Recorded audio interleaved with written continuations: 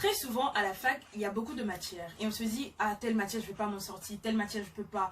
Ça se trouve, à la fin de l'année, je ne vais pas valider. Ça se trouve, je suis là juste pour suivre, pour augmenter le nombre d'élèves en classe. Non! Non, tu n'es pas là pour ça, en fait. Genre, clairement pas. Tu es clairement pas là pour ça. Tu es là et tu vas te fixer un objectif. Tu es déjà là.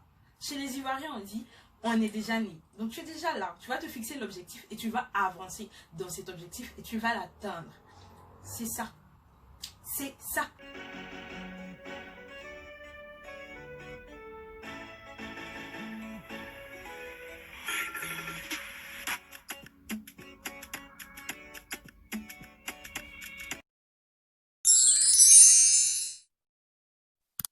Du coup, attendez que je sorte mes fiches en fait. Voilà.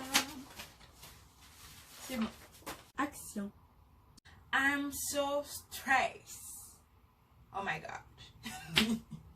Coucou tout le monde, je m'appelle Ariane, je suis étudiante en droit et sur cette chaîne, je me propose de vous donner mes conseils et astuces, méthodologie de travail, le tout complet, pour vous aider à vous en sortir à la fac. Pour cette première vidéo, j'ai décidé de vous parler de méthodologie de travail. C'est un thème tellement vaste que je vais le scinder en plusieurs parties au fur et à mesure des vidéos à venir. Du coup, si ça t'intéresse de trouver ta méthode de travail qui te permettra de travailler à ton rythme pendant toute l'année scolaire dans le but d'avoir de meilleurs résultats en fin d'année, suis cette vidéo. Du coup, avant de rentrer dans ce grand sujet, il faut qu'on parle un peu de la fac. La fac, c'est quoi en fait? C'est l'endroit où les cours sont plus obligatoires. C'est l'endroit où tu peux partir à l'école le matin, décider de ne pas partir le soir. C'est l'endroit où surtout tu n'as plus tes parents à tes trousses qui te disent il faut étudier, il faut étudier, il faut étudier, il faut bosser, il faut bosser, il faut bosser. En gros, c'est l'endroit où tu es maître de toi-même. Donc, tu es livré à toi-même. Par contre, il y a un piège. Paresse, démotivation, procrastination et surcharge de travail. Le surmenage et le burn-out.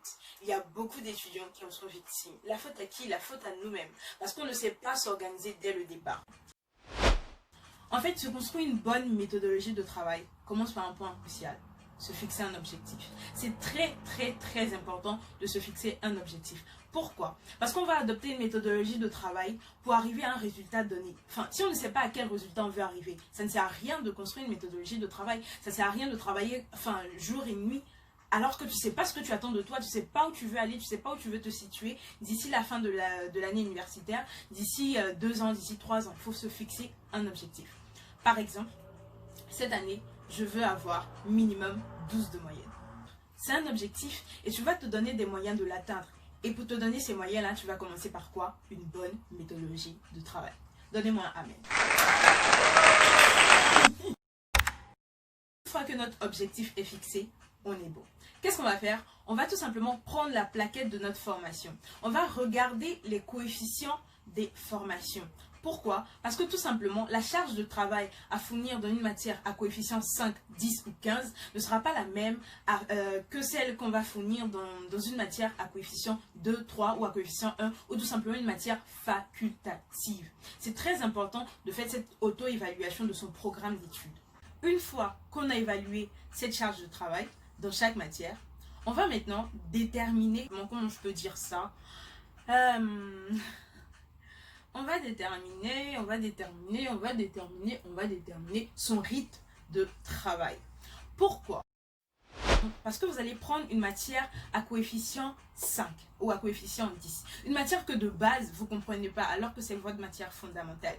Vous allez d'office, en tant qu'étudiant, c'est connu, vous allez d'office rejeter la matière et vous allez bosser d'abord sur les matières que vous ne comprenez pas. Non, ce n'est pas une manière hyper Einstein de travailler. Faut que je note ça quelque part. Du coup, je vous conseille en fait de commencer par les matières que vous comprenez le moins. Pourquoi? Parce que vous éliminez les lacunes au fur et à mesure de l'année. C'est beaucoup plus efficace que de se concentrer uniquement sur les matières qu'on connaît, qui plus est, qui sont à coefficient minime. Et après, en fin d'année, vers l'approche des examens, se concentrer maintenant sur les matières difficiles et en souffrir. Je vais vous donner une petite astuce pour le rythme de travail. C'est une astuce que j'applique moi-même. Mais après, je ferai une vidéo dessus, si vous en voulez, mais je compte en faire. Alors, pour le rythme de travail, prenez une matière que vous ne comprenez absolument pas. D'accord? Vous prenez cette matière, vous mettez votre chronomètre et vous chronométrez environ 10 minutes. Vous essayez de lire la matière au fur et à mesure. On ne vous demande pas un grand effort de compréhension. On vous demande juste, enfin, je vous demande juste d'essayer de lire, d'habituer votre cerveau à lire une matière que vous ne comprenez pas. Une fois que cela est fait, vous allez voir que peut-être au bout de 7 minutes ou au bout de 9 minutes ou pour les plus courageux au bout de 10 minutes, vous arrivez quand même à lire cette matière. Faites une pause, prenez une pause de 5 minutes et reprenez cette même méthode. Et voyez au bout de combien de temps vous êtes fatigué. C'est-à-dire que votre cerveau n'en peut plus pour cette matière, c'est bon. Une fois que vous avez déterminé ce temps de travail, ça vous fera par exemple pour une matière que vous ne comprenez pas, 30 minutes de travail minimum à bosser. Chaque jour, vous allez vous donner 30 minutes pour cette matière au fur et à mesure. Et vous allez voir que petit à petit, votre rythme de travail dans cette matière va augmenter. Donc là, ce qu'on a fait, on a déterminé nos objectifs, on a défini notre charge de travail, on a défini notre rythme de travail. Reste à faire quoi? Reste à faire l'organisation de travail. Go! Organisation de travail. Je pense que vous allez entendre dormir tard fait de toi un meilleur étudiant. Non, girl, no, boy, no, no. Moi, je ne dors pas tard. Je ne suis pas le genre couche tard, je vais bosser jusqu'à... Non, du tout. Pourquoi? Parce que la plupart des gens qui dorment tard, généralement, c'est parce qu'ils n'ont pas suffisamment organisé leur journée. C'est parce qu'ils n'ont pas su profiter efficacement de leur temps libre. Résultat, le soir, au lieu de dormir, ils bossent. Ils bossent, ils bossent comme des dingues. Non, on peut bosser tard. Je ne dis pas qu'on ne peut pas bosser tard. Je dis simplement que quand on a bien fait la majorité de son travail le matin, en journée et en après-midi, peu importe, en gros le soir, on a plus de temps libre, on a moins de choses à faire et on dort moins tard. Après, tu peux être couche tard si genre t'es comme moi, t'arrives pas à dormir à cause de Netflix. Ça, c'est un autre débat. Mais en gros, si tu travailles bien, si tu organises bien ta journée, logiquement le soir, à part si la matière en elle-même te demande une charge de travail hyper importante, tu n'as pas à dormir tard. En gros, l'organisation dans le travail, c'est la chose la plus importante après les objectifs. Parce que vous vous fixez un objectif, vous avez fait 50% de votre but. C'est-à-dire que pour 12 de moyenne, une fois que vous avez dit que vous voulez avoir 12 de moyenne, vous avez là 50% du travail accompli. Les 50 autres pourcents viennent avec... Je pense que YouTube, c'est quand même compliqué quand même. Let's go. Du coup, pour s'organiser, vous allez très souvent entendre la fameuse phrase, la to-do list. Faire une to-do list, c'est très important. Pourquoi? Parce que ça vous permet d'avoir une vue générale. Donc moi, j'en fais deux. Une pour la semaine et une pour le jour. Donc une du jour au jour. Du jour le jour. Du jour pour le jour. I'm not here to teach French. Je vous montre un exemple. Alors, moi, j'utilise ce petit carnet-là. Si ça finit, je remplace. C'est simple. Ça me prend la tête que les choses, que quoi. Alors, je vous donne un petit exemple. Vous voyez, je sais pas si ça va se... J'ai pas trop envie de... Bah, c'est pas grave, je vais faire ça. Alors, je sais pas si ça va bien se voir. Mais en gros, parce que je filme avec la caméra selfie, du coup, je sais pas si ça va se voir. J'écris juste ce que j'ai à faire à cette date. Je lis ce que j'ai à faire. Et ça, je le fais la veille. Donc, prenez-vous ça. Franchement, bon, moi, je l'ai acheté à Action. Il m'a coûté genre environ 99 centimes. Genre 5 cents pour les gens d'Abidjan. Quand c'est pas fait les maths et puis tu étais joué, genre... Maroc a 10, genre 9 dirhams, 8 dirhams pour les gens du Maroc. D'accord? Du coup, enfin, pour les gens qui utilisent le dirham. Anyway. Au cas où je suis ivoirienne. J'espère que je sois bien là-bas, parce qu'en fait, je ne me vois pas.